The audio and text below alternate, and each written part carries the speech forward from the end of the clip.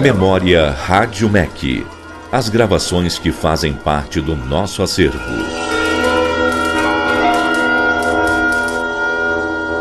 O Memória Rádio MEC desta semana apresenta trechos da série Cartas de Ontem e de Hoje, produzida em 1983 por Terezinha Bartolo. O acervo da Rádio MEC guarda 27 programas dessa série, cada um com duração aproximada de 15 minutos. Nos programas, a narração apresentava ao ouvinte as circunstâncias em que as cartas foram escritas e a temática sobre a qual versavam.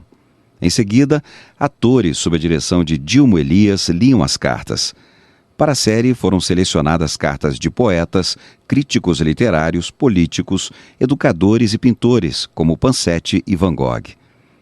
Aqui no Memória Rádio MEC, ouviremos trechos de cartas de Mário de Andrade a Manuel Bandeira, correspondência que chegou a virar um livro, organizado pelo próprio Manuel Bandeira, dada a sua consistência como texto. Um dos temas principais dessa correspondência entre Mário e Manuel era a língua portuguesa e seus usos, na literatura e no cotidiano.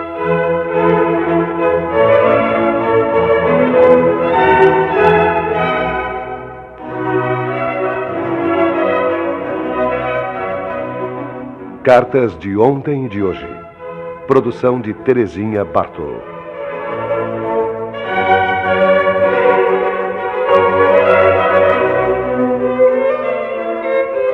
Como primeira indicação do sentido da palavra carta, encontramos no Dicionário Aurélio: comunicação manuscrita ou impressa, devidamente acondicionada e endereçada a uma ou várias pessoas. Missiva. Epístola.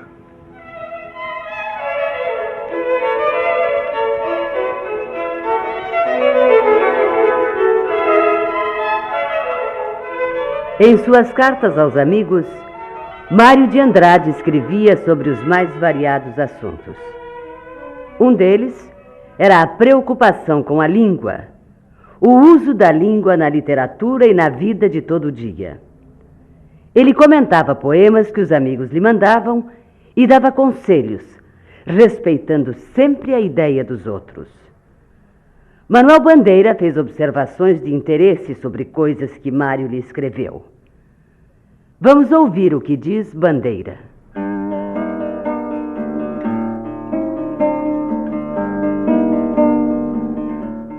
Outra coisa que vemos largamente esclarecida nesta correspondência é o caso da língua. Sempre fui partidário do abrasileiramento do nosso português literário, de sorte que aceitava, em princípio, a iniciativa de Mário, mas discordava dele profundamente na sua sistematização, que me parecia indiscretamente pessoal, resultando numa construção cerebrina que não era a língua de ninguém.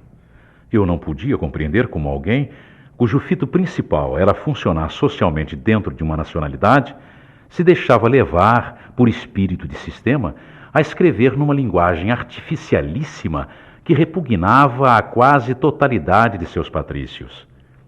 Mário, que se prezava de psicólogo, escrevia-me, para justificar-se de seus exageros, que era preciso forçar a nota, exigir muito dos homens para que eles cedam um bocadinho.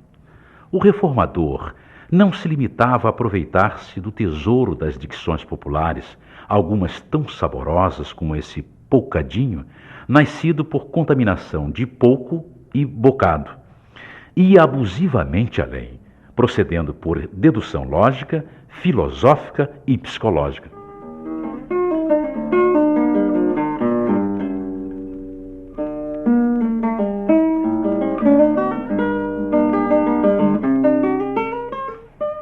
Foi no ano de 1925 que Mário de Andrade enviou a Manuel Bandeira a carta que vamos ouvir.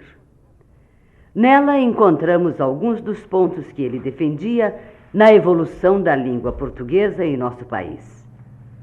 Na verdade, são propostas muito pessoais e de algumas delas ele próprio se libertou mais tarde, tendo afirmado isso a Manuel Bandeira em outra carta.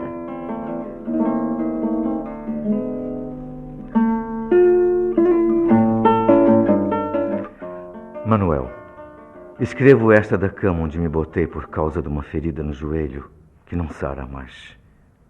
Estou doente. E doença que cansa a gente, deixa irritado, um horror. Mas agorinha mesmo recebi a sua carta com as tais observações de um indivíduo que você diz inteligente. Acredito porque você diz, mas as tais observações não provam muito isso, não. Você já me fez algumas na sua carta anterior que mereciam resposta longa. Estava deixando isso para dias de mais prazer pessoal. Mas agora junto tudo e respondo já. Não se engane se o tom é meio fatigado e um pouco irritante. Bote isso na conta da doença, porque estou doente de verdade. Me parece mesmo que, além das doenças físicas, estou de novo com um grande cansaço intelectual. Agora não posso mais esconder isso de mim. Por isso desculpe tudo que não for do agrado de você e começo. Primeiro você.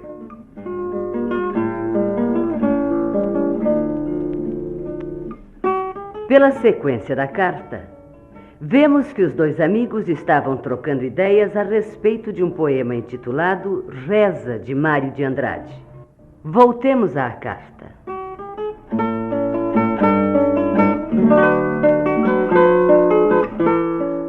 Deixemos a reza de lado. Concordo com você. Vamos logo para a questão do brasileiro. Tem uma observação geral que para você serve e para os outros não. Porque são gente que não sabe das condições em que vivo e escrevo. Veem o fato e criticam o fato. Está muito bem. Nem posso querer que seja de outro jeito. Mas você tem várias injustiças que saliento já, embora não queira com isso prescindir das suas críticas. Pelo contrário, mesmo a injustiça é útil para um sujeito como eu, aberto, sempre curioso, que quer aprender e melhorar. Você compreende, Manuel? A tentativa em que me lancei é uma coisa imensa, enorme. Nunca foi para um homem só. E você sabe muito bem que não sou indivíduo de gabinete. Não posso ir fazendo no silêncio e no trabalho oculto toda uma gramática brasileira para depois, de repente, pá, atirar com isso na cabeça do pessoal. Preciso que os outros me ajudem, porque, confesso com toda franqueza, embora não seja um ignorante em questões de língua e posso afirmar gritando que sei o português de uma forma acima do comum, não sou forte no caso. Não sou. Careço que os outros me ajudem para que eu realize a minha intenção. Ajudar a formação literária, isto é, culta da língua brasileira.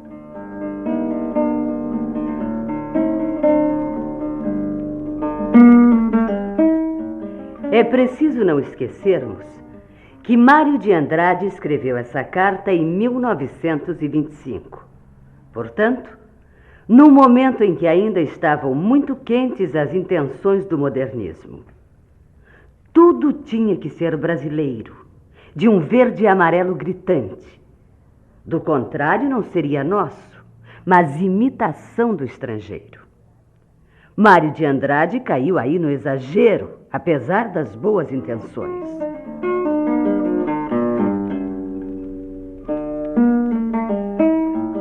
Agora, Mário de Andrade explica a Manuel Bandeira o que espera fazer, mostrando uma agudeza crítica no exame da formação das línguas literárias. Ouçamos a continuação da carta. Não quero que você pense que estou imaginando criar uma língua nova, como se diz que fizeram Dante e Camões, principalmente o primeiro. Ora, isso é idiota, porque Dante seria incapaz de escrever no italiano da comédia se antes dele não tivesse a escola siciliana e toda a porção de trovadores que já escreviam em língua vulgar. Eles é que permitiram a existência de um Dante para a língua italiana, como os cronistas e cantadores portugueses permitiram o português de Camões. Naqueles tempos se fazia tudo intuitivamente. Eu hoje faço com crítica, sistematizações. Mas não toda crítica e toda sistematização por causa das minhas condições de vida. Primeiro, sou um sujeito que vive na extensão gostosa da palavra. Nada de gabinete, homem na rua. Puxa, como cansa escrever deitado. Tem um poder de festas, de convites, amizades, passeios que satisfaço religiosamente. Não dou para a celebridade e eternização do meu nome a mínima importância. Não tenho nenhuma vaidade nesse sentido. Se escrevo, é primeiro porque amo os homens. Tudo vem disso para mim. Amo, e por isso é que sinto esta vontade de escrever. Me importo com os casos dos homens, me importo com os problemas deles e necessidades. Depois, escrevo por necessidade pessoal. Tenho vontade de escrever e escrevo. E isso é para o caso dos versos. Mas, mesmo isto psicologicamente, ainda pode ser reduzido a um fenômeno de amor, porque ninguém escreve para si mesmo, a não ser um monstro de orgulho. A gente escreve para ser amado, atrair, encantar, etc.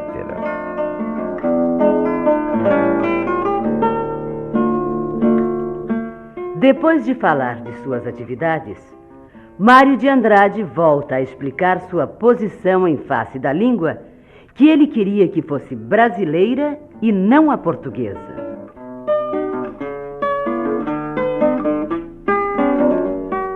Além disso, tem as minhas ocupações que são em número formidável, você sabe.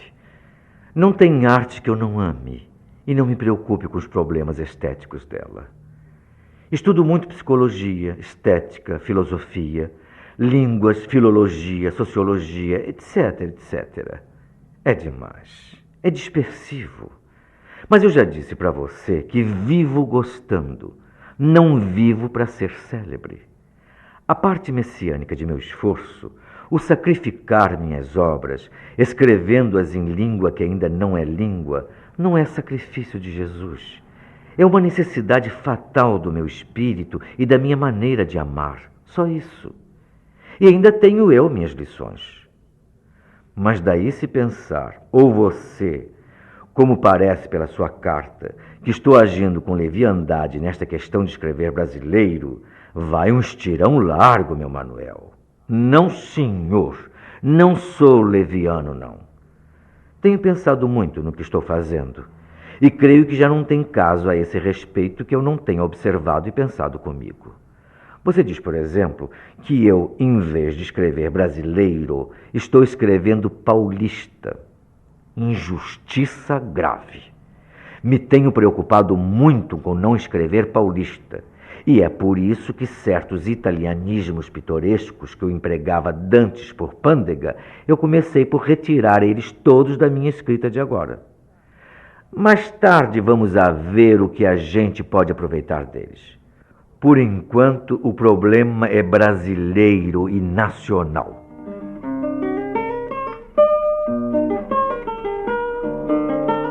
Mário de Andrade prossegue a carta com tranquilidade, conversando com o amigo, mas ao mesmo tempo dando verdadeira aula sobre a nossa língua.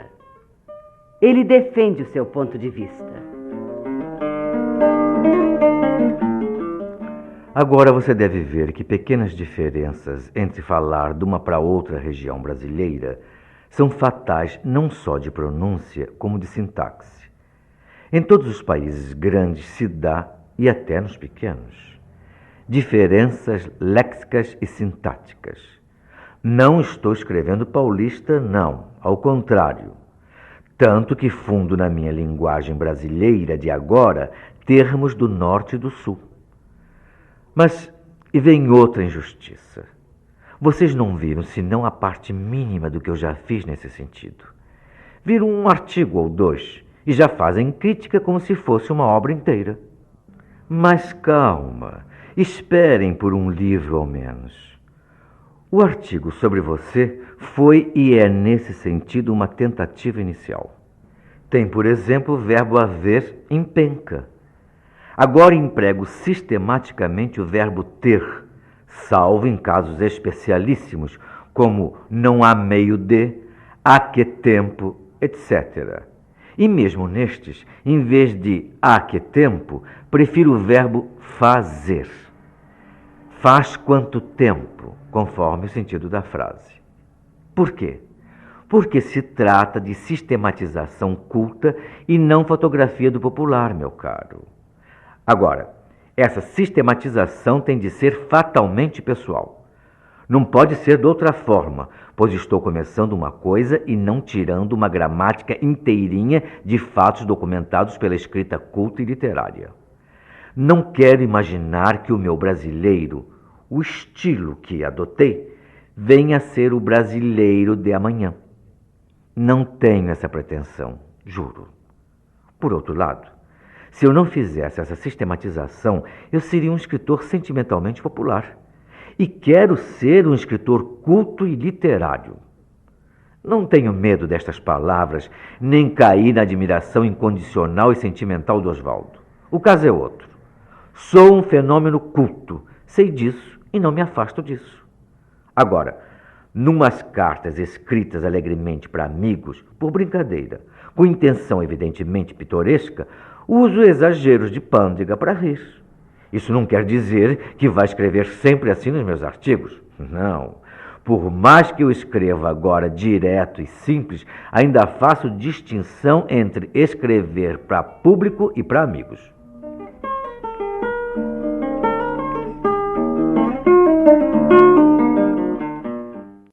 O que foi ouvido dá a ideia da posição do escritor em relação ao uso da língua portuguesa no Brasil. Apesar de ter mantido essa posição, tempos mais tarde escreveu a Manuel Bandeira, reconhecendo exageros na sua chamada sistematização da língua.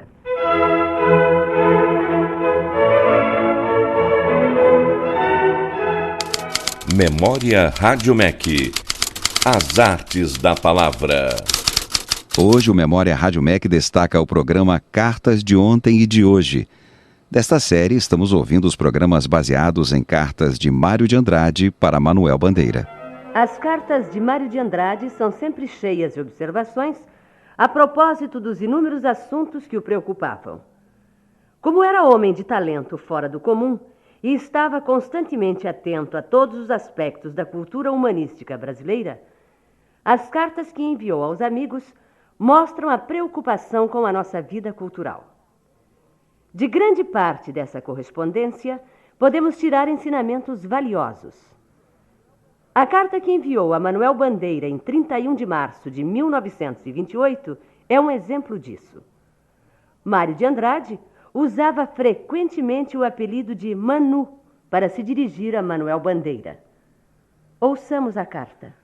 Manu, andei esperando até agora a carta comprida que você me deve em resposta da minha, e contando as coisas de Minas como que viu e sentiu. Como achou Aleijadinho? Eu por mim tenho cada vez mais admiração por ele. Acho mesmo que é um verdadeiro gênio. Você reflita no tempo, nas condições dele e dentro da paisagem mineira, a solução de igreja que o Aleijadinho inventou e me diga. É extraordinário. Não sei se você foi até São João del Rei ver o São Francisco, que é melhor como equilíbrio e totalidade exterior, porém mesmo no Ouro Preto com a São Francisco e o Carmo, viu bastante e do bom. Então, a fonte da sacristia em São Francisco, aquilo é mesmo a maior das maravilhas da escultura brasileira. E se fosse na Europa, não vê que o Aleijadinho havia de estar assim, sem já um dilúvio de monografias sobre? Ainda faz pouco comprei um livro sobre os imaginários portugueses até século XVI. Sem patriotismo. Não tem nada de comparável, nem com certas figuras dos passos e profetas, nem com essa fonte e o portal do Carmo de Ouro Preto. O tal de João de Rouen e o Chanterene, idos de França, são aquele adocicado songamonga do homem do passeio público, Mestre Valentim. Querido Mestre Valentim. Às vezes não gosto dessa minha expressão no carnaval, só porque me parece sentimentalismo patriótico. É verdade que o portal do passeio público, apesar de Manguari, o que o enfraquece, é bem bom. Mas as figuras, faça-me o favor. Quando Mário de Andrade diz que às vezes não gosta da expressão querido Mestre Valentim no carnaval, ele se refere ao seu poema intitulado Carnaval.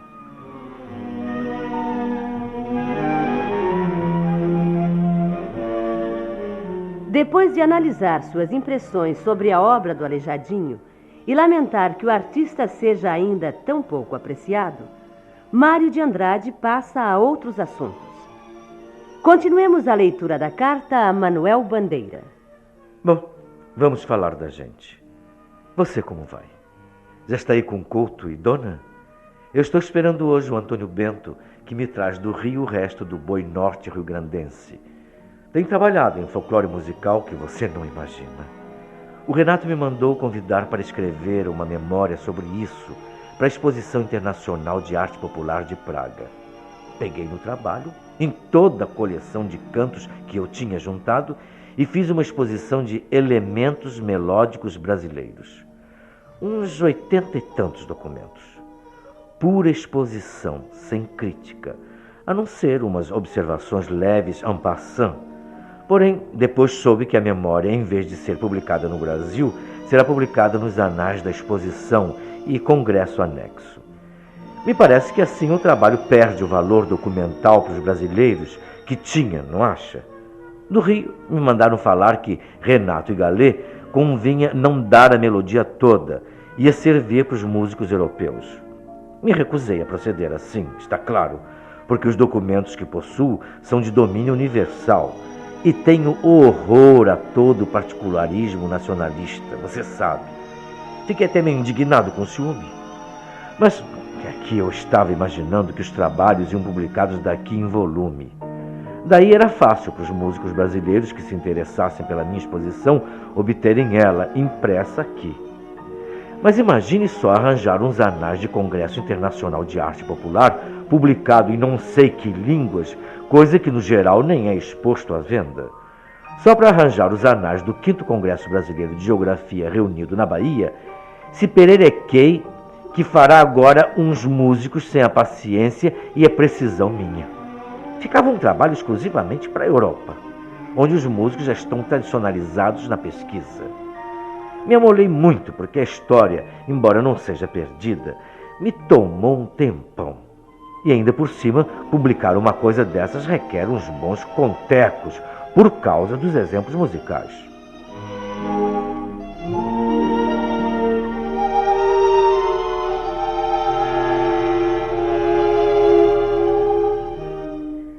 O interesse de Mário de Andrade pela cultura brasileira era enorme.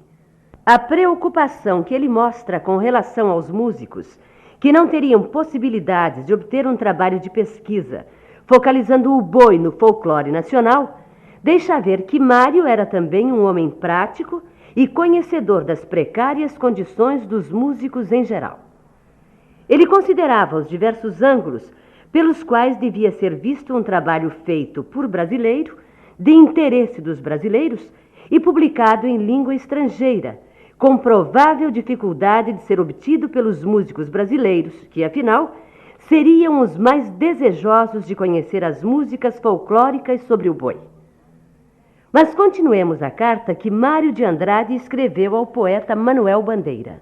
O Gallet, que também vai mandar uma memória, me propôs dividirmos o trabalho. Ele falando da influência negra, eu da Portuga. Que acha? Estou com vontade de aceitar, embora um trabalho assim crítico me vá fazer penar bem, e tempo rareia nesta casa que é um horror. Pensei também num livrinho, opúsculo de há muito maquinado, As Melodias do Boi. Possuo um número regular de Melodias do Boi, mas sempre continuava o caráter de exposição de documentos, e isso ficará perdido lá nas bibliotecas. Reflita um bocado comigo sobre isso e aconselhe algo que tenho pressa. E agora, tchau. Lembranças aí e um abraço, Mário. Ia me esquecendo. O Ascenso anda desesperado por causa de você. Me escreve e reescreve perguntando se você está sentido com ele e o diabo de mais inquietações. Ascenso é bom, Manu. Uma ilusão de momento. A gente pode mandar para o esquecimento e continuar a vida unânime. Para que você não faz assim também? E quanto ao Cascudinho, também mandou me perguntar se eu tinha mandado ou não o livro dele para você. Que devo responder?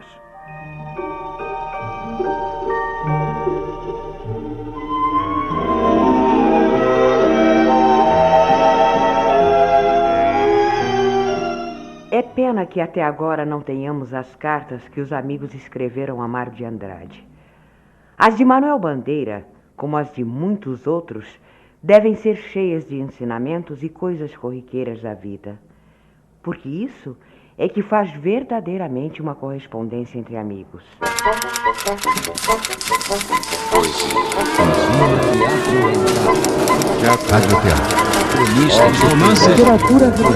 Memória Rádio MEC. As gravações que fazem parte do nosso acervo.